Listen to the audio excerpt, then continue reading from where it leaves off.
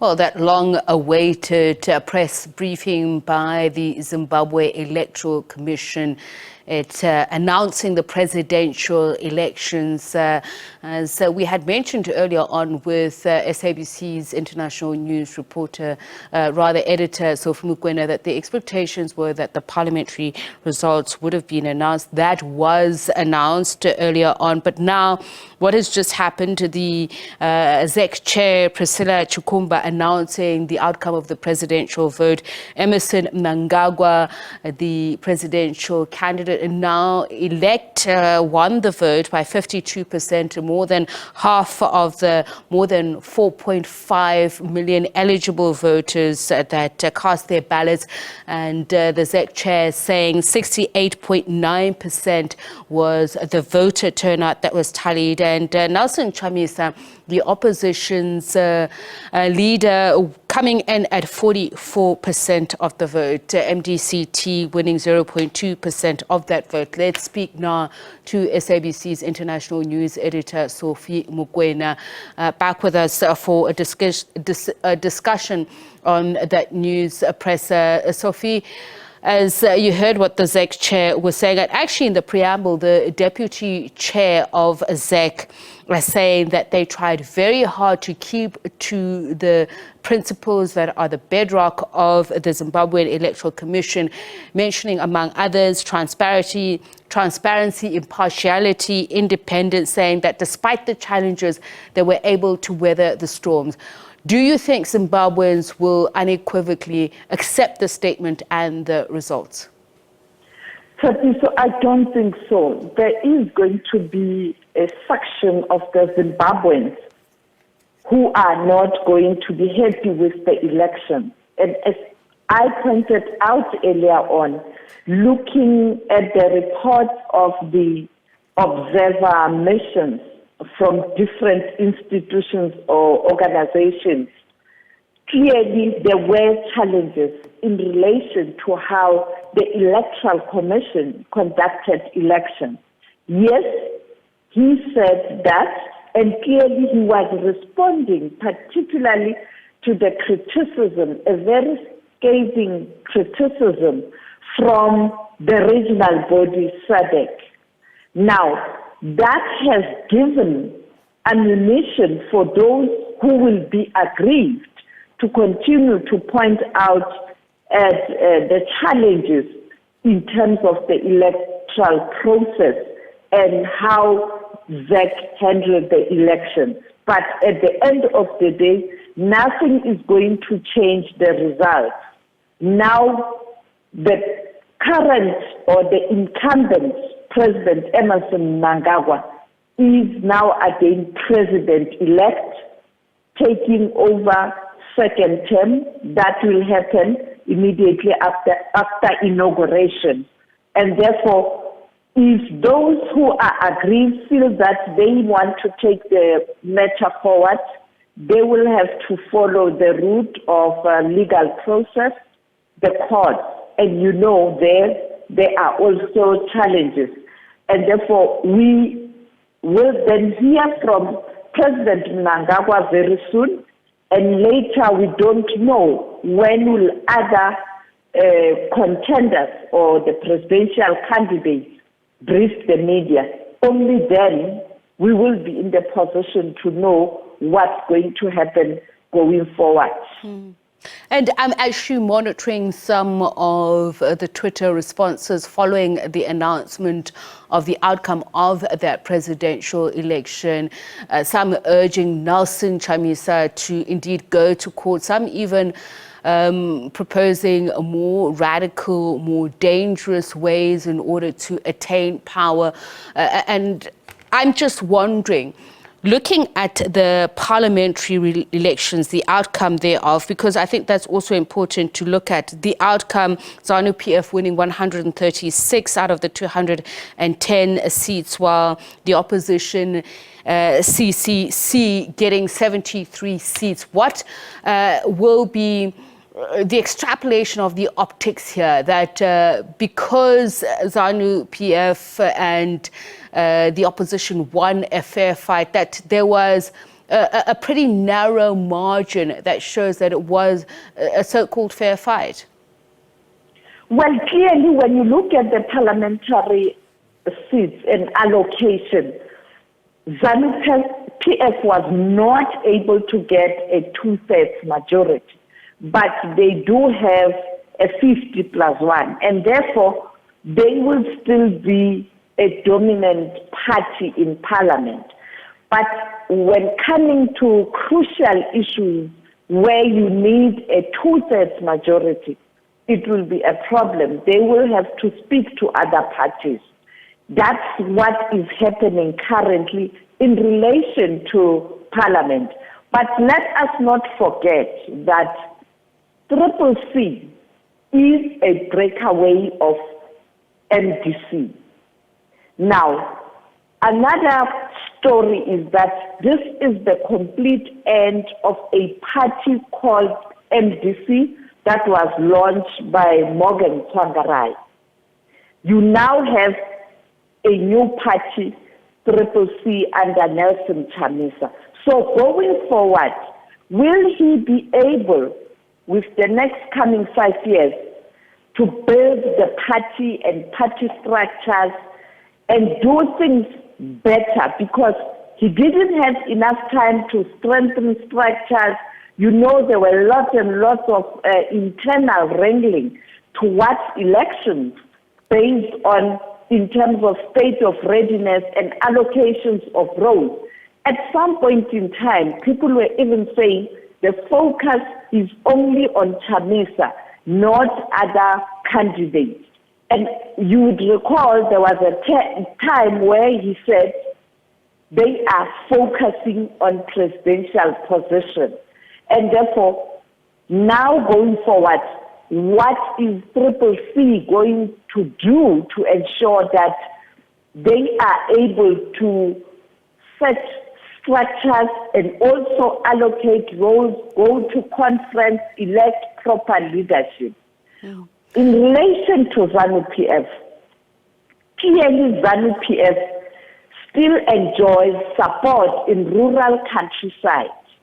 Therefore, what is ZANU-PF going to do to ensure that they protect their base? 3, remember this is the last term of President Mnangagwa. Now the tension inside the party and jostling for position is going to start. Who is going to be President Mnangagwa's successor? Will that not affect the unity of the party? Or will this even strengthen the party based on a new candidate coming, where you will have a situation where the next candidate will enjoy more support from voters? Because you can see it's 52. It's not that huge margin again. And therefore, the new candidate for next election, is it going to be someone young, popular in the party who will be able to also win the vote in Zimbabwe? So these are the stories going forward that we are going to follow up. But secondly, I can tell you now, in terms of the losers or those who are aggrieved, this is not an end. And the narrative, I suspect, that's going to come up will be, you know, you heard what SADC said. Yes, this is the result announced by the Electoral Commission, but things didn't go as they were supposed to, because SADC says the election process didn't meet the regional and international standards. So that narrative going to next election is going to be a narrative that's going to be prevailing from those who are aggrieved, including people like Kasikuero, who was disqualified. And therefore, you will continue to see the division in Zimbabwe. And that's precisely what I want to zero in on, Sophie. You spoke about MDC and the fractures that we saw that led to ultimately this point where we are, where there is a CCC that has bulk of the votes. MDCT was mentioned in terms of the election results, only garnering 0.2% of the vote. In fact, the NPC is the third biggest party that garnered votes at 1% here. Is it because that Zimbabweans are fatigued and this is why the vote continues to be split, and the dream of finally clinching the vote for the opposition seems not to be coming to fruition? And that is to say, notwithstanding the electoral process challenges that were experienced? Well, you are correct, Tepiso. The MDC, that, breakaway did have impact. But clearly Zimbabweans are saying, particularly young people, we are going with a younger person. That is Nelson Chamisa. Mwanzora, more senior, remain with MDC, and he couldn't. And when he saw the writing was on the wall, he then tried to pull out, and Zach said, you can't, it's too late. Because he was avoiding to take a blame in relation to the demise of this party that was founded by the late Morgan Tsvangirai. And therefore, I think going forward, it is going to be a question of, will the Triple C maintain unity, or there's going to be a fallout after this election? As I pointed out that there were wranglings. I remember at some point in time, I asked Chamisa whether is he confident that everybody is going to support him, because at that time there were rumors behind the scenes that some of the senior former members of MDC who were working very hard with the late Morgan Tsvangirai, some of them were in the government of national unity, were not happy. Now the question is, when they look at the election results, doing analysis both parliamentary and also presidential, who is going to take the blame? Or are they going to say, look, we are a new party, there was no time, no resources, and the playing field was not level. You know how it is in Zimbabwe. Therefore, let's build now because we have enough time. Or is it going to be a question of blame game? Secondly, the court challenges and the divisions. So these are the scenarios, but the huge task lies ahead for President Emmerson Mnangagwa to unite the Zimbabweans, because 40% is not a small number in terms of the division when you look at the presidential elections. How is he going to ensure that this 40% that didn't vote for him, they are also accommodated as Zimbabweans? Second, you remember there are challenges with the economy, and there are different views in terms of what needs to happen and who was better placed to bring a better image of the country in relation to investors and other countries, particularly developed countries, the West, where some of those countries imposed unilateral sanctions against some individuals in Zimbabwe. And therefore, there's still a lot of work for President Mnangagwa to ensure that there is synergy in terms of the Zimbabweans, in terms of the rebuilding of that country and moving forward, because this is his last term. Unless there's a constitutional amendment for him to come back, this is his last term. This is his last term. So we will be watching as journalists, how is he going to deal with Zimbabwe during this last term? And taking that into account, Sophie, we've seen, you mentioned this earlier, that contrary to what has happened in the past, the SADC preliminary report on how the elections unfolded was scathing. ZANU-PF was equally scathing and, in fact, ridiculing the lead of the SADC observer mission. But you mentioned the desperate economic and social situation as well. We saw in 2008, in a bid not only to keep war in abeyance, but to ensure that the people of Zimbabwe are rescued from further abject poverty. There was a government of national unity that the SADC Troika managed to push through. Do you think that such an occurrence would occur now? As you mentioned, that there's a view that this may be Emmerson Mnangagwa's last chance to rule. It's not clear whether President Mnangagwa will do that, particularly looking at CCC. We know that he did set up a structure where he had some of members of parliament who are not necessarily ZANU-PF members. But it didn't work because the second largest party did not participate. Now, this time around, will Nelson Chamisa and other leaders within CCC take a decision to participate in that forum? That's another question.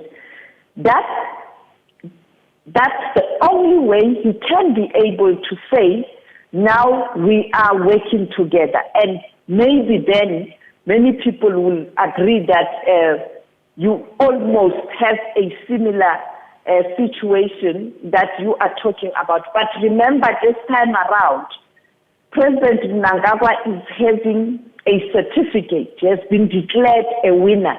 And therefore, you can't have a mediator unless he himself believes that he wants a neutral person to mediate between him and particularly the official opposition. But he can say, I was declared a winner, I'm the president, I'm doing it for the nation, and therefore I will not be bullied in terms of how I do that. So it is a difficult one. I think the picture will be clearer next week when everybody has spoken, even President Mnangagwa himself, when he has spoken in terms of where to from here.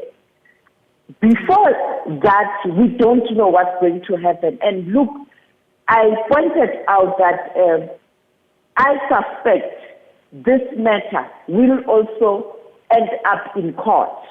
And therefore, when you take certain processes to court, there's more fallout. And therefore, it becomes a problem also to handle the matter in a manner in which you get that united force. Now, unless Chamisa says something different to what people have been saying, that he must go to court, then you're still in a situation where there's a problem in Zimbabwe, where the nation is divided.